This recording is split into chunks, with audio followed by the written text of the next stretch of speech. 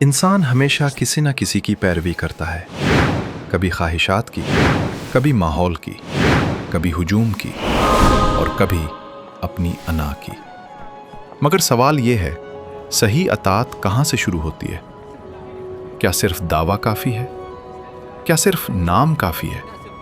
या अतात के लिए इससे पहले कुछ और भी ज़रूरी है? यहीं से दीनियात हमें एक निहायत बुनियादी हकीकत समझाती है। अतात की बुनियाद ईमान है। मौलाना मौदूदी वाज़े करते हैं कि इंसान अल्लाह की अतात उस वक्त तक नहीं कर सकता जब तक उसे कुछ बुनियादी हकीकतों का इल्म ना हो और वो इल्म यकीन की हद तक ना पहुंच जाए। अगर इंसान को खुदा की हस्ती ही का यकीन ना हो तो वो उसकी अतात कैसे करेगा? अगर उसे ये इल्म ना हो कि खुदा एक है, सब कुछ देखता है, सब कुछ जानता है, तो वो अपने आप को नाफरमानी से कैसे रोकेगा? और अगर उसे ये मालूम ही ना हो कि अल्लाह क्या पसंद करता है और क्या नापसंद, तो वो अतात किस चीज़ की करेगा? यानी अतात अंधी नहीं होती। सच्ची अतात उस वक्त पैदा होती है जब दिल जान भी ले और मान भी ले। दीनियात ईमान को सिर्फ एक लफ्ज़ नहीं समझाती, बल्कि एक जिंदा हकीकत के तौर पर पेश करती है। ईमान के मानी है जानना और मानना। जो शख्स अल्लाह की वहदानियत, उसकी सिफात, उसके कानून और जज़ा व सज़ा को जान ले और दिल से उस पर यकीन रखे, वो मोमिन है।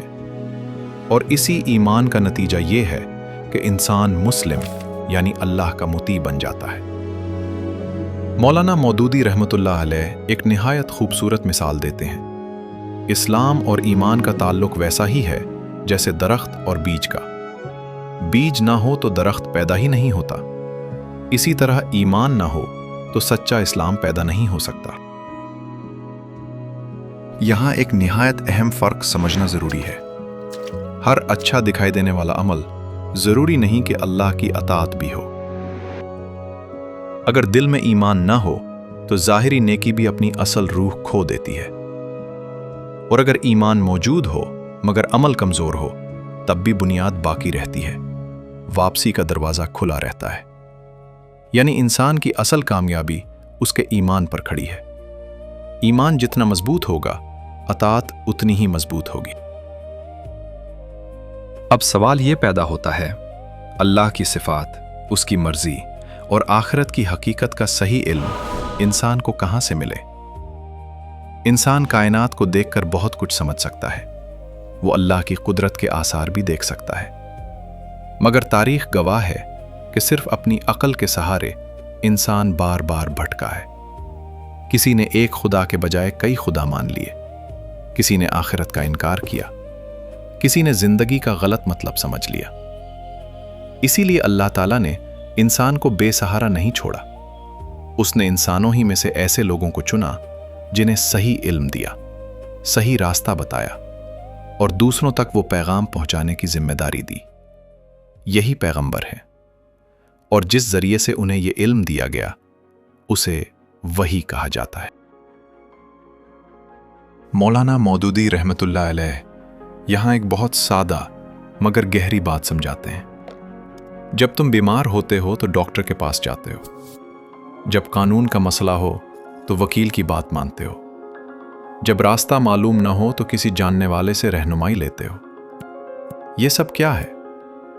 ये इस बात का एतराफ़ है कि जहां तुम्हारा इल्म ख़त्म होता है वहां तुम किसी इल्म रखने वाले पर एतमाद करते हो। इसी को दीनियात ईमान बिलगैब के मफहूम से जोड़ती है। यानी जिन हकीकतों को तुम खुद बराह रास्त नहीं जान सकते, उनके बारे में तुम एक सच्चे, पाकीज़ा, खुदा तरस और रास्तबाज पैगंबर की खबर पर यकीन करते हो। अल्लाह, फरिश्ते, वही, आखिरत, जज़ा व सज़ा, ये सब महज अंदाजे से नहीं जाने जा सकते। ये इल्म हमें पैगंबर के ज़रिए मिलता है और यही ईमान बिलगैब इताअत की बुनियाद बनता है।